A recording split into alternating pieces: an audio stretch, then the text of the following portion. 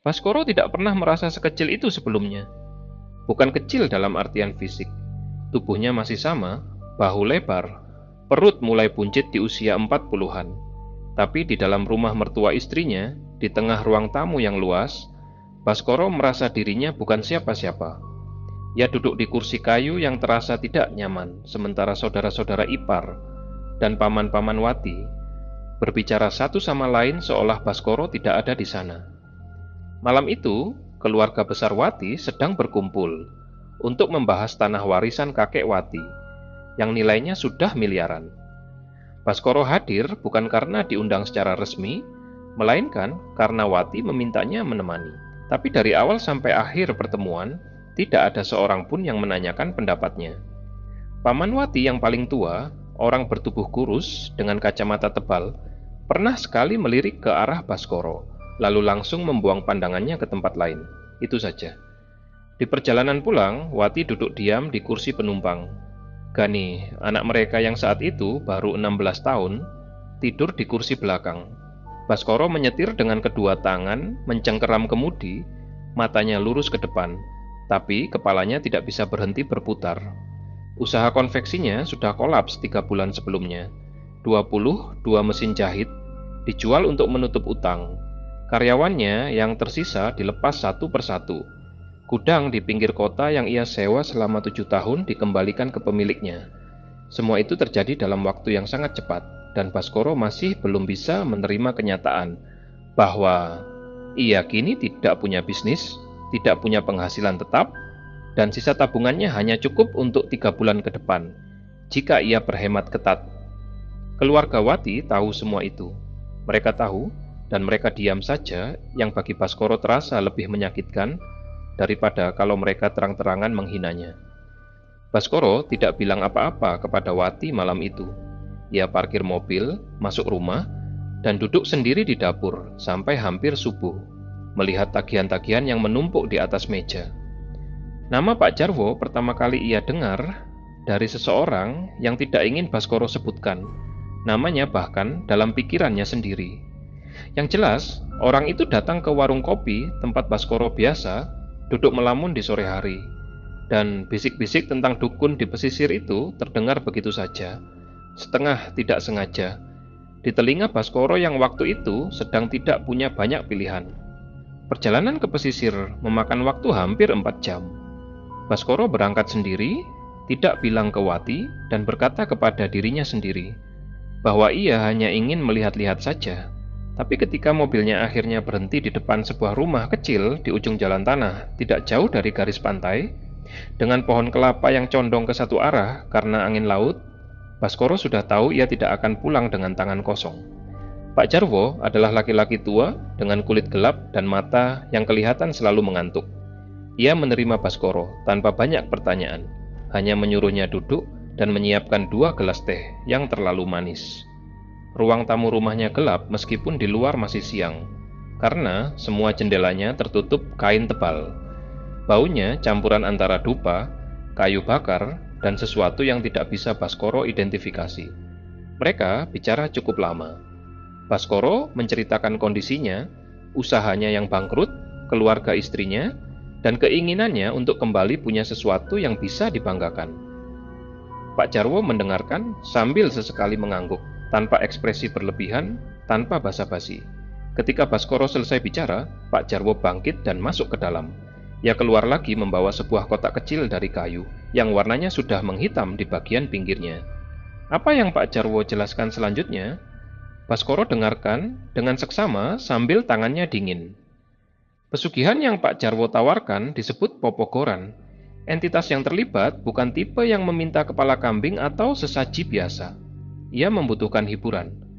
Secara spesifik, ia butuh tontonan dalam bentuk manusia yang bertingkah dan diperlakukan selayaknya hewan ternak. Satu anggota keluarga dari pihak yang meminta kekayaan harus bersedia menjadi sarana hiburan itu setiap malam, mulai dari jam 9 malam sampai fajar. Selama ritual berlangsung, orang tersebut kehilangan kesadarannya sebagai manusia dan berperilaku sepenuhnya seperti hewan. Mereka tidak bisa berbicara, tidak bisa berpikir secara normal, dan hanya mau melakukan hal-hal yang biasa dilakukan oleh ternak. Sebagai gantinya, pihak yang meminta akan menerima aliran kekayaan yang tidak akan berhenti selama kontrak terpenuhi. Pak Jarwo juga menjelaskan bahwa kontrak ini tidak bisa dibatalkan dari pihak pemohon. Jika ritual dihentikan di tengah jalan, konsekuensinya akan ditanggung seluruh anggota keluarga yang terlibat, dan nilainya jauh lebih besar daripada yang sudah diterima. Baskoro terdiam cukup lama setelah penjelasan itu selesai. Lalu, ia menanyakan satu hal. Apakah anggota keluarga yang dijadikan sarana hiburan itu perlu tahu dan setuju lebih dulu? Pak Jarwo hanya mengangkat bahu. Baskoro pulang dengan kotak kayu, itu ada di jok belakang mobilnya, dibungkus kain coklat. 3 hari setelah kunjungan itu, sesuatu terjadi.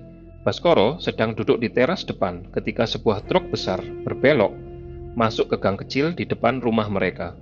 Lalu, truk kedua. Lalu, truk ketiga.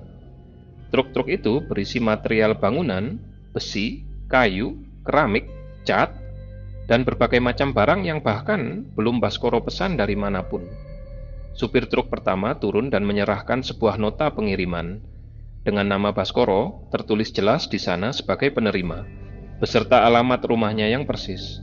Di saat yang sama, notifikasi dari aplikasi perbankan di ponselnya berbunyi. Baskoro membuka layarnya dan melihat angka di rekening tabungannya tiba-tiba berubah menjadi sesuatu yang tidak pernah ia bayangkan sebelumnya. Bukan puluhan juta, ratusan juta, dengan angka 0 yang berjajar panjang di belakangnya. Baskoro berdiri di teras itu selama beberapa detik, menatap layar ponselnya, lalu menatap truk-truk yang masih berjejer di luar. Wati keluar dari dalam rumah karena mendengar keramaian. Ia berdiri di samping suaminya. Matanya mengikuti pergerakan para pekerja yang mulai menurunkan material. Ia bertanya apa yang sedang terjadi. Baskoro bilang ia mendapatkan proyek besar. Wati memandangnya sebentar, lalu memandang lagi ke arah truk-truk itu, dan tidak bertanya lebih lanjut. Malam itu juga, di belakang rumah mereka yang tanahnya cukup luas, Baskoro mulai mengukur tanah. Ia mengerjakan semuanya sendiri, tidak menyewa tukang, tidak meminta bantuan siapapun. Ia tahu persis apa yang perlu ia bangun. Ukurannya sudah ada di kepalanya, sudah ada di sana sejak ia keluar dari rumah Pak Jarwo. Sebuah kandang, tertutup dari kayu tebal, dengan ventilasi di bagian atas agar udara bisa masuk, tapi cahaya dari luar tidak tembus. Pintunya dari papan yang diikat dengan engsel besi berat, dan dikunci dari luar menggunakan gembok. Baskoro membangun kandang itu sendiri selama 3 malam berturut-turut, bekerja setelah semua orang tidur, menggunakan lampu sorot kecil yang ia tancapkan ke tanah. Wati tidak tahu.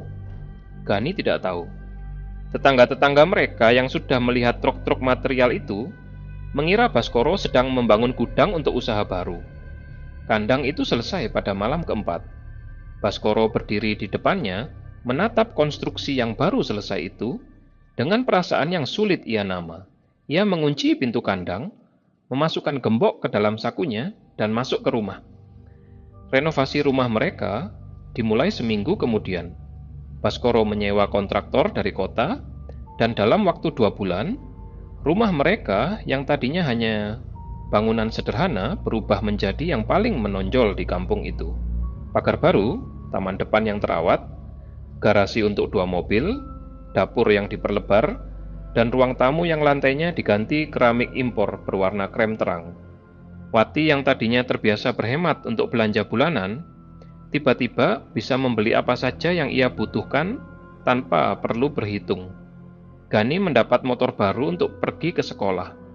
Baskoro membeli mobil baru, membuka usaha material bangunan di pusat kota, dan mulai sering terlihat duduk di warung-warung kopi yang lebih mahal dari biasanya.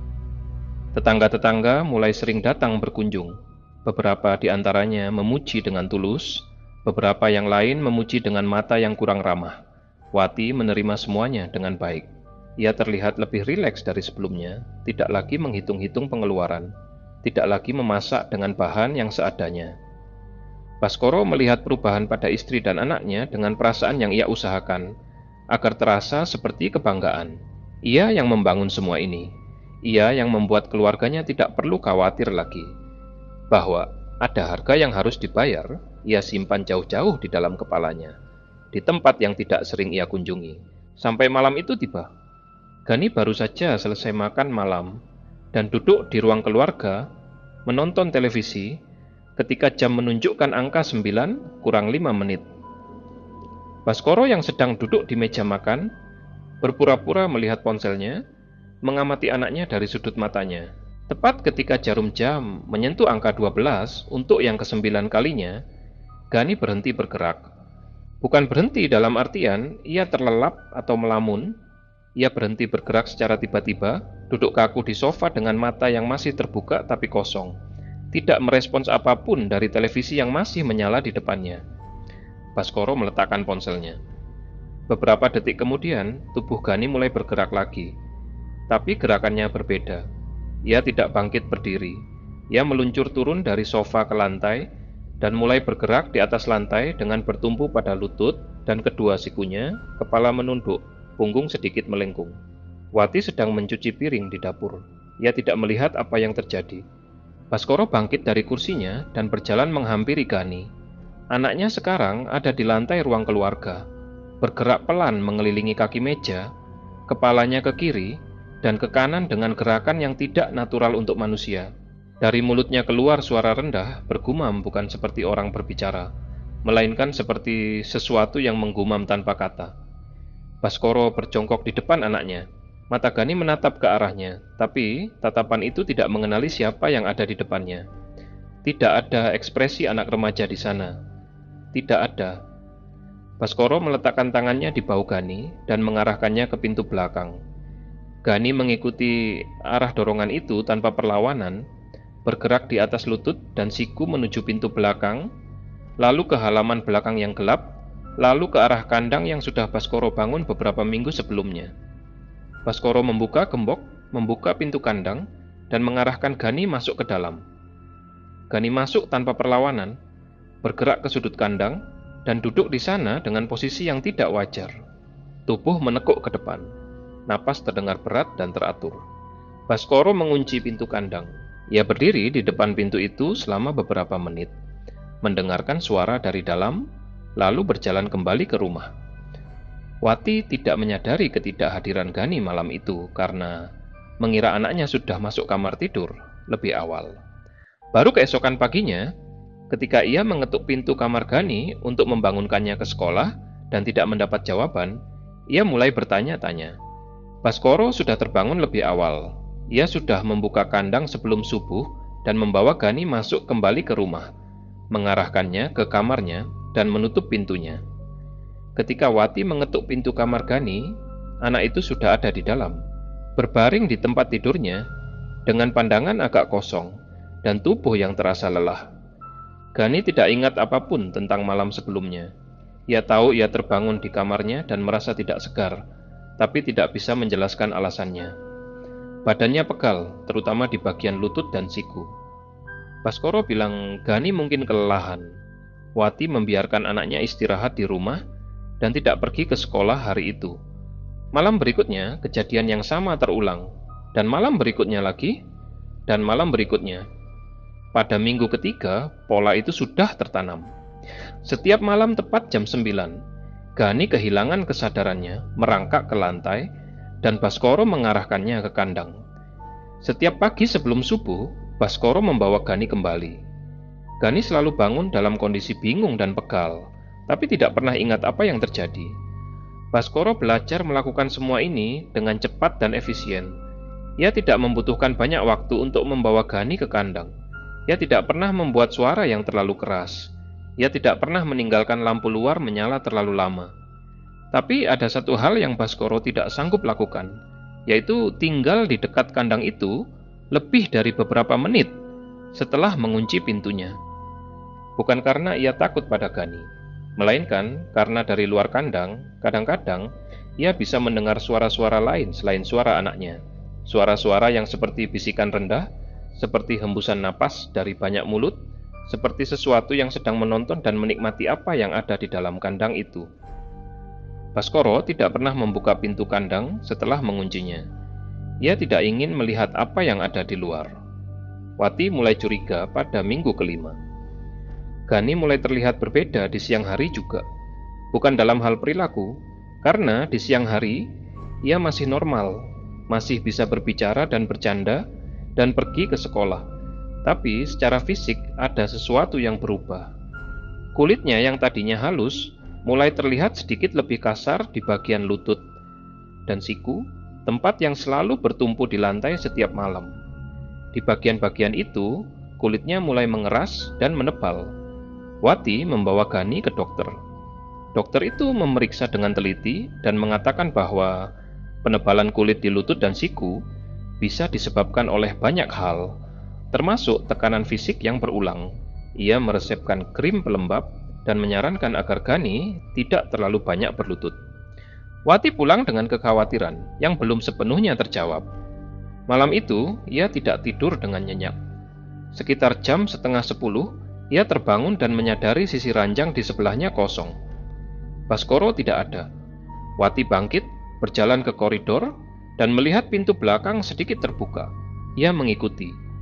Di halaman belakang, ia melihat Baskoro berjalan kembali dari arah kandang, tanpa membawa apapun, tanpa mengeluarkan suara. Wati berdiri di ambang pintu belakang dan memanggil nama suaminya. Baskoro berhenti. Ia berbalik dan melihat istrinya berdiri di sana. Di wajahnya tidak ada ekspresi kejutan atau rasa bersalah yang biasa muncul ketika seseorang tertangkap melakukan sesuatu yang tersembunyi. Ada, tapi hanya setipis lapisan cat yang sudah lama mengering. Wati menanyakan apa yang ada di kandang itu. Baskoro bilang, tidak ada apa-apa. Ia bilang ia hanya memastikan kandang itu aman sebelum tidur. Wati bertanya untuk apa kandang itu dibangun, karena mereka tidak punya ternak. Baskoro bilang ia berencana beternak sebagai usaha sampingan. Wati memandang suaminya dengan tatapan yang tidak bisa dibaca sepenuhnya, lalu masuk ke dalam rumah. Baskoro mengikutinya. Tapi Wati tidak tidur malam itu. Ia berbaring di ranjang dengan mata terbuka, mendengarkan suara-suara dari luar. Dan di tengah-tengah keheningan malam yang berat, ia mendengar sesuatu dari arah halaman belakang. Bukan suara manusia, bukan suara hewan yang ia kenal. Suara itu rendah dan berulang, keluar dari sebuah tempat tertutup, tidak jauh dari rumah mereka. Wati menunggu beberapa hari sebelum ia berani melakukan sesuatu. Suatu malam, ia berpura-pura tidur lebih awal dari biasanya. Ia berbaring dengan punggung menghadap Baskoro, bernapas teratur, menunggu sampai suara napas suaminya berubah menjadi napas orang yang sudah benar-benar tertidur. Lalu ia diam-diam bangkit, mengambil kunci yang biasa Baskoro simpan di sakunya. Namun ternyata kunci itu tidak ada di sana. Baskoro menyimpan kunci kandang di tempat lain. Wati berkeliling rumah dengan perlahan, dan akhirnya menemukan kunci itu di dalam laci meja kerjanya, di bawah tumpukan dokumen. Ia pergi ke halaman belakang. Malam itu sangat sepi. Bintang-bintang terlihat jelas karena tidak ada awan, dan cahayanya cukup untuk membuat Wati bisa melihat bentuk kandang itu di kegelapan halaman. Ia berjalan mendekatinya dengan langkah pelan. Kunci kandang tergenggam di tangannya. Baru beberapa langkah dari pintu kandang, Wati berhenti. Di sana, di luar kandang, ada sesuatu. Bukan satu, ada beberapa. Mereka berdiri atau berjongkok atau duduk di sekitar kandang dalam jarak yang tidak terlalu jauh, tidak bergerak, hanya ada di sana. Wati tidak bisa melihat bentuk mereka dengan jelas di kegelapan, tapi ia bisa melihat matanya.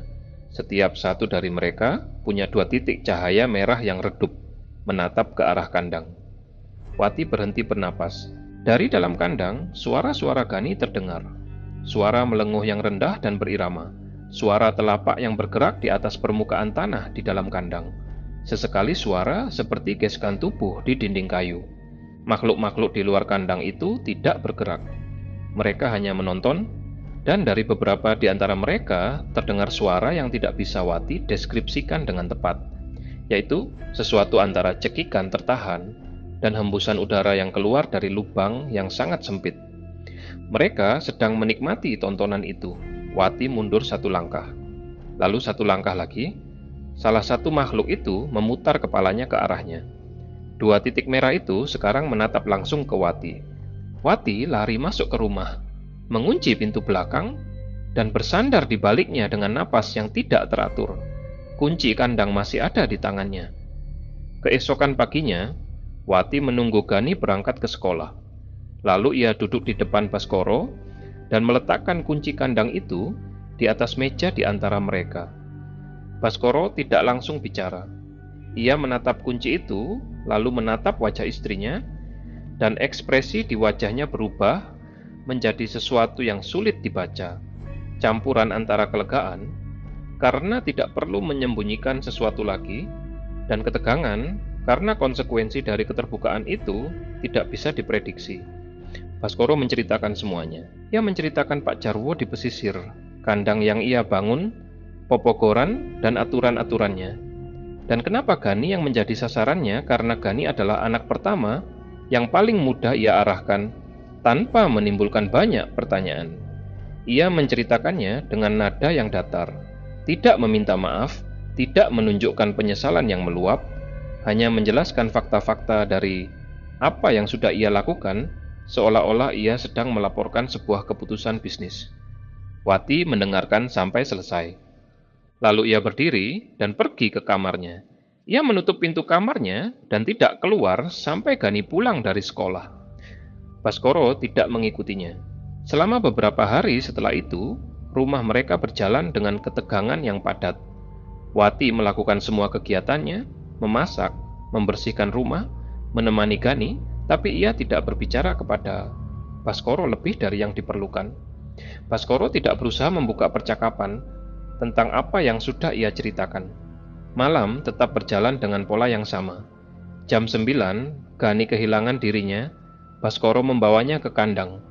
Wati tidak keluar kamar. Ia berbaring di ranjang dengan telinga yang tidak bisa ditutup dari suara-suara yang masuk dari luar. Tapi Wati sudah mulai melihat sesuatu yang sebelumnya ia abaikan. Lutut dan siku Gani tidak lagi hanya mengeras. Di bagian-bagian itu, bulu-bulu tipis mulai tumbuh. Awalnya sangat halus dan pendek, hampir tidak kelihatan kecuali dalam cahaya yang kuat. Tapi Wati melihatnya ketika membantu Gani mengolesi krim yang diresepkan dokter. Gani tidak tahu ada bulu di sana. Ia tidak bisa melihat perubahan itu dari sudut pandangnya sendiri. Wati tidak mengatakan apa-apa kepada anaknya. Ia hanya mengolesi krimnya dengan tangan yang tidak gemetar, karena ia tidak mengizinkan dirinya gemetar di depan Gani.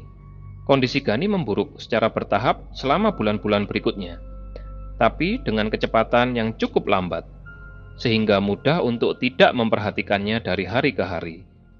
Bulu-bulu di lutut dan sikunya semakin tebal dan semakin kasar. Kulit di telapak tangannya juga berubah menjadi lebih keras, tidak seperti kulit manusia pada umumnya. Kukunya tumbuh lebih cepat dari biasanya, dengan tekstur yang lebih tebal. Di siang hari, Gani masih terlihat normal dari jauh. Ia masih bisa bicara, masih bisa tertawa, masih bisa pergi ke sekolah. Tapi ada hal-hal kecil yang mulai berubah. Ia lebih sering duduk di lantai daripada di kursi. Ia lebih menyukai makanan yang tidak terlalu dimasak, sayuran mentah, buah-buahan yang belum terlalu matang. Ia tidak lagi bisa menghabiskan makanan yang terlalu berbumbu. Dan ia mulai punya kebiasaan baru yang tidak bisa ia jelaskan, yaitu sesekali merendahkan dirinya ke posisi merangkak, tanpa alasan yang jelas, lalu menyadari apa yang ia lakukan dan bangkit kembali dengan ekspresi bingung. Baskoro melihat semua perubahan itu. Ia menghitungnya, menganalisisnya dalam kepalanya, dan sampai pada satu kesimpulan yang membuat tidurnya semakin susah setiap malamnya. Popogoran sedang bosan. Hiburan yang itu-itu saja setiap malam, dari hewan yang sama, lama-kelamaan tidak lagi cukup memuaskannya. Dan ketika makhluk semacam itu bosan, ia tidak berhenti. Ia mengubah tontonannya menjadi sesuatu yang lebih permanen. Gani sedang berubah. Bukan hanya perilakunya di malam hari.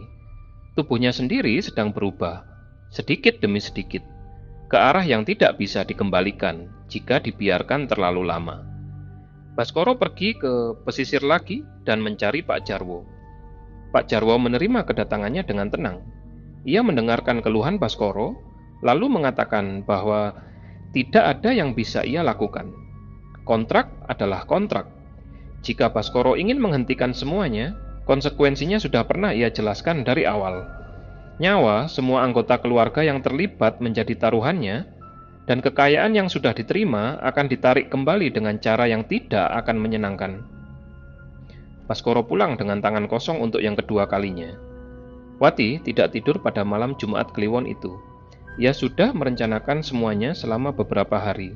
Ia menyiapkan tas kecil berisi dokumen-dokumen penting, sejumlah uang tunai yang ia kumpulkan dari sana-sini tanpa menarik perhatian Baskoro, dan pakaian untuk dirinya dan Gani. Tas itu ia sembunyikan di bawah tumpukan cucian di lemari. Ia juga sudah memindahkan kunci cadangan mobil ke dalam sakunya sejak 3 hari sebelumnya. Baskoro tertidur lebih awal malam itu karena ia kurang tidur beberapa hari sebelumnya.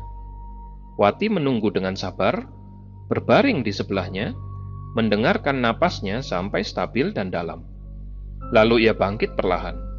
Ia mengambil kunci kandang dari laci meja kerja Baskoro, mengambil tas yang tersembunyi, dan berjalan ke halaman belakang.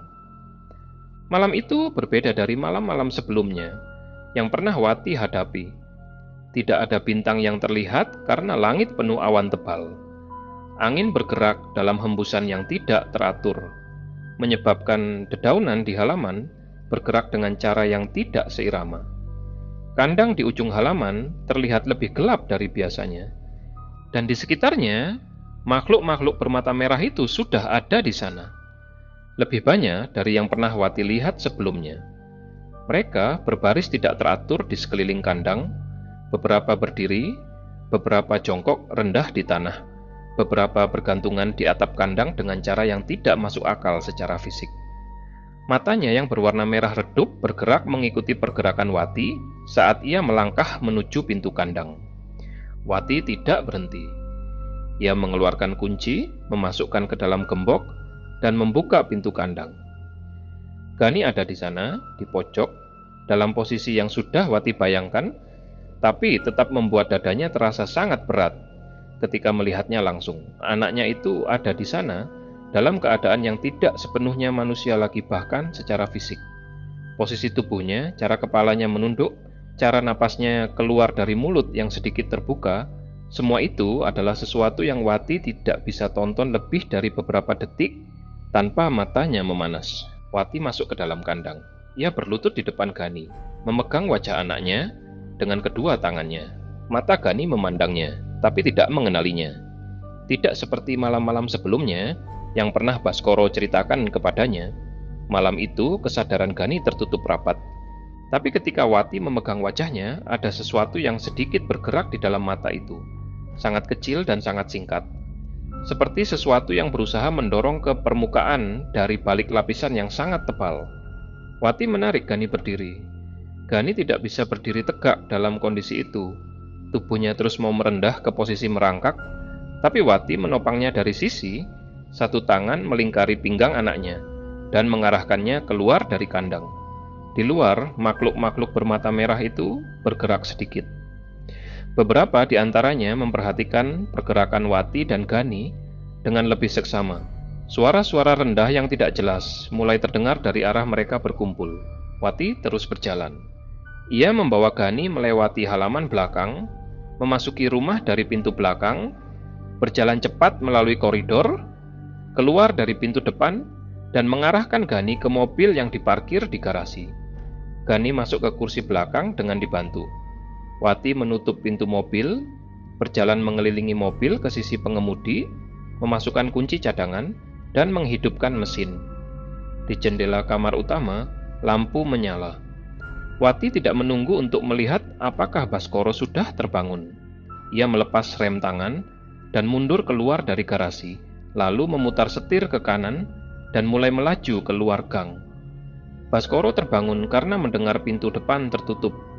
Refleks yang sudah ia bangun selama berbulan-bulan menjaga malam membuatnya langsung duduk di ranjang, mencari kunci kandang di saku celananya yang tergantung di kursi, dan tidak menemukan apapun. Ia berlari ke meja kerjanya. Laci terbuka, kunci kandang tidak ada. Ia berlari keluar kamar, ke koridor, ke pintu belakang. Halaman belakang kosong. Pintu kandang terbuka lebar. Baskoro berlari ke depan. Garasi kosong. Lampu jalan di depan rumah masih menyala, dan di ujung gang yang menghadap jalan besar, ia bisa melihat cahaya belakang sebuah mobil yang sedang bergerak menjauh. Baskoro mengambil kunci motor yang menggantung di dekat pintu dan menyalakan motornya. Wati menyetir dengan kecepatan yang ia rasa sudah seharusnya ia kurangi, tapi tidak bisa. Jalan menuju kota di malam itu sepi. Hanya sesekali ada kendaraan dari arah berlawanan. Gani ada di kursi belakang, posisinya aneh karena tubuhnya masih dalam kondisi yang tidak sepenuhnya manusia. Tapi Wati tidak memperhatikan itu. Ia melihat ke depan, tangannya disetir. Pikirannya hanya pada jarak yang sudah ia tempuh dan jarak yang masih harus ia tempuh. Ia sudah punya rencana. Ada seseorang di kota yang mau menampung mereka untuk sementara waktu. Teman lama yang tidak berhubungan dengan keluarga Baskoro. Dari sana, Wati akan mencari cara selanjutnya. Sekitar 12 km dari rumah, di jalan yang sudah mulai keluar dari area kampung dan memasuki wilayah yang lebih sepi dengan pohon-pohon besar di kedua sisi, sesuatu terjadi. Tidak ada suara sebelumnya, tidak ada peringatan. Di depan mobil Wati, tiba-tiba ada kegelapan. Bukan kegelapan yang normal, bukan bayang-bayang dari pohon atau terowongan atau apapun yang bisa dijelaskan. Kegelapan itu turun seperti kain tebal yang dijatuhkan dari atas, menutupi seluruh pandangan Wati dalam waktu kurang dari 1 detik. Wati tidak bisa melihat apapun. Tangannya refleks menggerakkan setir ke kiri, karena itu adalah arah terakhir yang ia ingat sebelum penglihatannya tertutup. Mobil bereaksi, ban depan kiri menabrak bahu jalan yang lebih rendah, dan momentum kendaraan yang masih melaju dengan kecepatan tinggi membuat mobil itu tiba-tiba tidak bisa dikendalikan. Pohon di sisi kiri jalan itu tidak punya waktu untuk dihindari. Benturannya keras, sangat keras. Airbag mengembang, tapi tidak cukup menyerap semua kekuatan impak yang datang dari sudut yang salah. Bagian depan kiri, mobil hancur. Jendela sisi pengemudi retak penuh, dan Wati terdorong dengan cara yang tidak seharusnya oleh sabuk pengaman yang sudah tidak sanggup menahan sepenuhnya. Gani di kursi belakang terlempar ke sisi, tapi jatuh di antara kursi. Kepalanya terbentur, tapi tidak dengan kekuatan penuh. Baskoro yang mengikuti dari belakang dengan jarak sekitar 300 meter, melihat lampu-lampu mobilnya menghilang. Lalu beberapa detik kemudian, melihat cahaya yang tidak bergerak di sisi kiri jalan.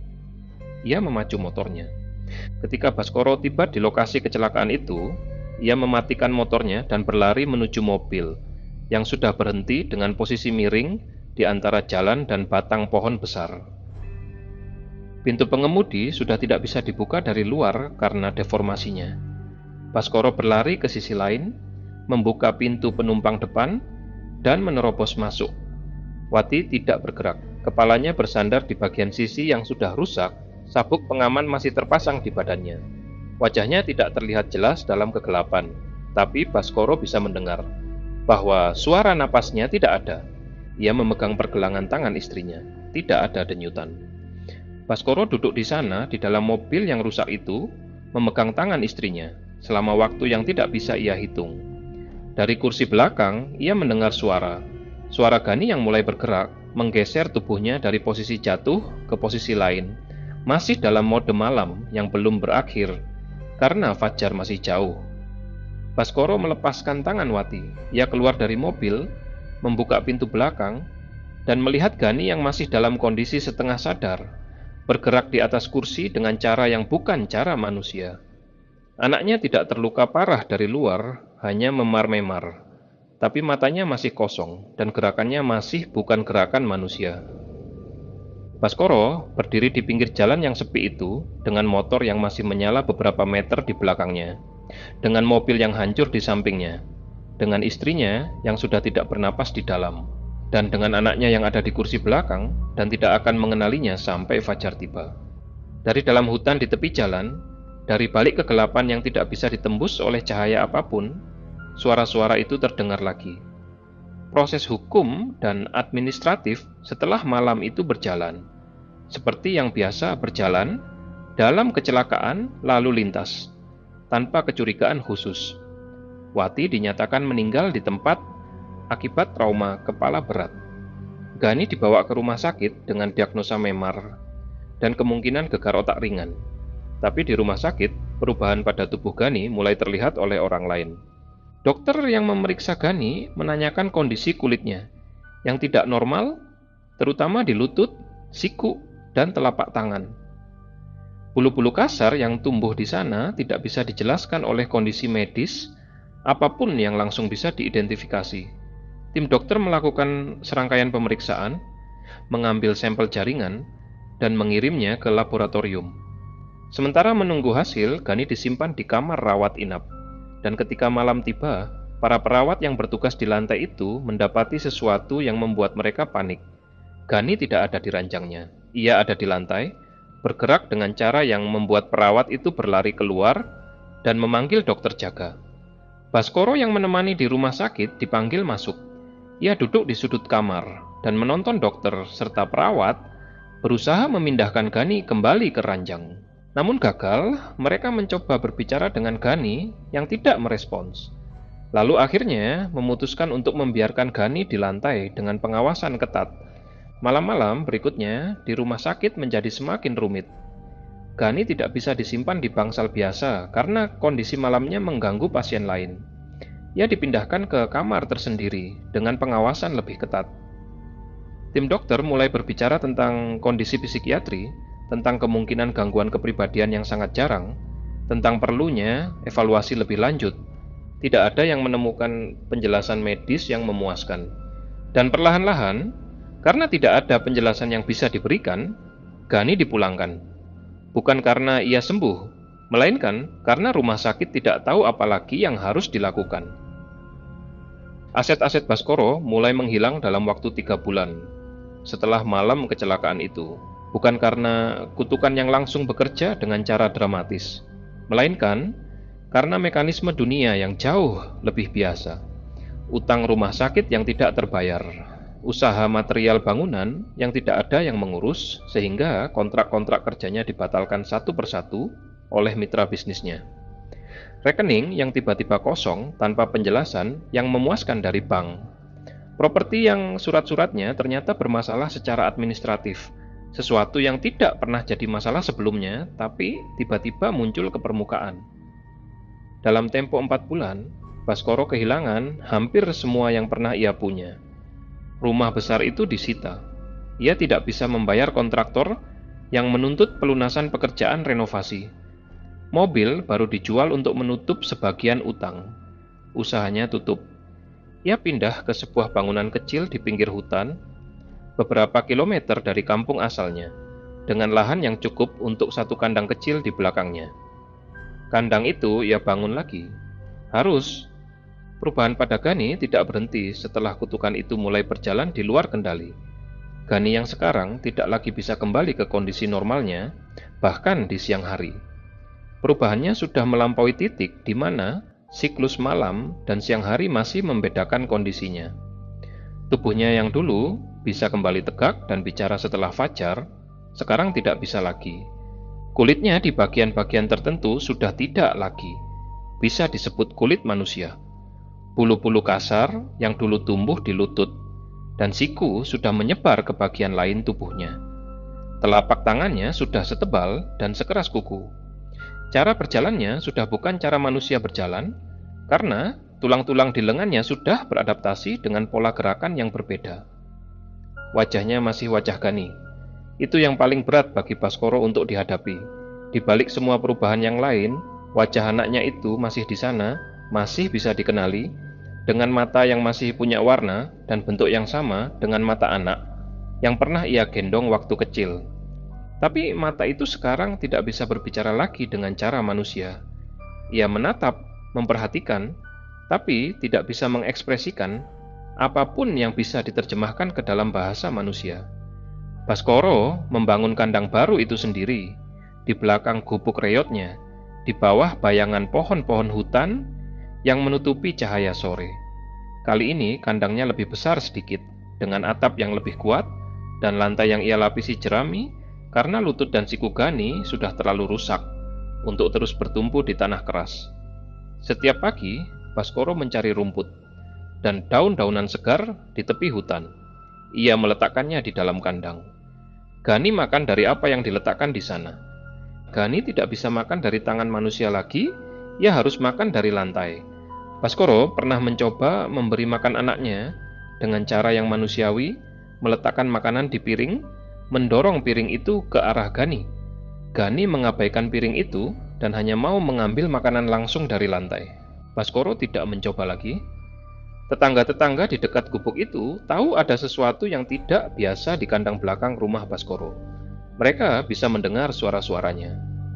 Mereka pernah sekali atau dua kali mencoba menanyakannya, tapi Baskoro selalu memberikan jawaban yang pendek dan tidak mengundang pertanyaan lebih lanjut.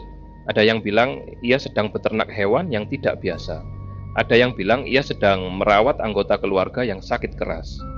Kampung itu cukup jarang penduduknya dan cukup terbiasa dengan hal-hal yang tidak sepenuhnya bisa dijelaskan untuk tidak mengejar pertanyaan yang tidak dijawab. Kehidupan Baskoro sehari-hari sekarang berpusat pada satu hal, yaitu merawat kandang dan isinya. Pagi hari mencari pakan, siang hari membersihkan kandang, sore hari menyiapkan tempat istirahat, malam hari duduk di luar kandang, mendengarkan suara dari dalam, entah apa artinya bagi dirinya. Penyiksaan diri atau penemanan atau sekadar tidak sanggup pergi jauh. Suatu sore, ketika Baskoro sedang membuka pintu kandang untuk membersihkannya, Gani ada di sudut dalam kondisi yang sudah menjadi normalnya sekarang. Ia memandang ke arah Baskoro ketika pintu terbuka, dan untuk beberapa saat matanya bergerak dengan cara yang mengingatkan Baskoro pada cara Gani dulu memandangnya. Bukan tatapan hewan, bukan tatapan kosong. Sesuatu di dalam mata itu masih ada. Baskoro berdiri di pintu kandang itu selama cukup lama, memegang pintu yang setengah terbuka, menahan sesuatu di dadanya yang tidak bisa keluar sepenuhnya. Gani lalu menundukkan kepalanya lagi dan bergerak ke arah pakan yang ada di lantai. Momen itu lewat. Malam hari adalah yang paling berat. Bukan karena ada sesuatu yang lebih buruk terjadi di malam hari dibandingkan siang hari. Kondisi Gani sudah sama buruknya sepanjang waktu sekarang. Yang membuat malam berat adalah karena di malam hari, terutama setelah jam 9, suara-suara dari hutan semakin keras. Mereka masih ada di sana. Makhluk-makhluk itu tidak pergi. Mereka tidak perlu pergi karena sekarang tontonan mereka ada di sana setiap saat. Bukan hanya dari jam 9 sampai fajar. Baskoro bisa mendengar mereka di kegelapan antara pohon-pohon. Suara tawa yang tidak sepenuhnya terdengar seperti tawa, tapi tidak bisa disebut hal lain. Suara gesekan dan gerakan di antara dedaunan kering. Kadang-kadang suara yang terdengar terlalu dekat dengan kandang, lalu menjauh lagi. Ia tidak pernah menyalakan lampu luar di malam hari, tidak mau melihat apa yang ada di sana. Ia duduk di dalam gubuknya, di kursi kayu dekat jendela, yang menghadap ke belakang. Mendengarkan keduanya, suara dari kandang dan suara dari hutan, malam demi malam, minggu demi minggu. Ia pernah pergi ke pesisir sekali lagi, lebih dari setahun setelah semua ini dimulai. Pak Jarwo masih ada di sana, masih di rumah yang sama, masih dengan teh yang terlalu manis. Baskoro duduk di depannya dan tidak tahu apa yang hendak ia katakan. Ia hanya duduk di sana sampai tehnya dingin. Pak Jarwo tidak mengatakan apapun selama kunjungan itu. Ia hanya duduk dan memandang Baskoro dengan mata yang selalu kelihatan mengantuk itu, menunggu. Baskoro akhirnya pulang tanpa mengucapkan satu kata pun. Ada satu hal yang Baskoro tidak ceritakan kepada siapapun. Pada suatu malam, beberapa bulan setelah ia pindah ke gubuk itu, ia duduk di luar kandang lebih lama dari biasanya. Ia tidak tahu kenapa. Mungkin karena ia terlalu lelah untuk masuk ke dalam. Mungkin karena udara malam itu tidak terlalu panas. Ia duduk di bangku kecil yang ia taruh permanen di depan pintu kandang, dengan kedua lututnya di tangan, menunduk. Dari dalam kandang, ia mendengar gerakan, lalu sesuatu yang berbeda dari biasanya. Sebuah suara yang tidak seperti suara-suara Gani yang biasanya. Tidak seperti suara hewan, tidak seperti suara manusia. Tapi ada di antara keduanya. Baskoro mengangkat kepalanya. Suara itu terdengar lagi, pelan, tidak jelas, tapi ada pola di dalamnya yang mengingatkan Baskoro pada sesuatu yang jauh dan sudah lama tidak ia dengar. Ia menaruh tangannya di pintu kandang tapi tidak membukanya. Suara itu berhenti. Dari hutan, suara tawa itu datang lagi, bersahutan dari berbagai arah, seperti komentar atas sesuatu yang baru saja terjadi atau tidak terjadi. Baskoro menarik tangannya dari pintu kandang. Ia masuk ke dalam gubuknya, menutup pintu, dan duduk di lantai dengan punggung bersandar ke pintu yang baru saja ia tutup. Di luar, malam berlanjut dengan cara yang sudah menjadi biasa baginya sekarang. Suara kandang, suara hutan, dan suara tawa yang tiada berhenti.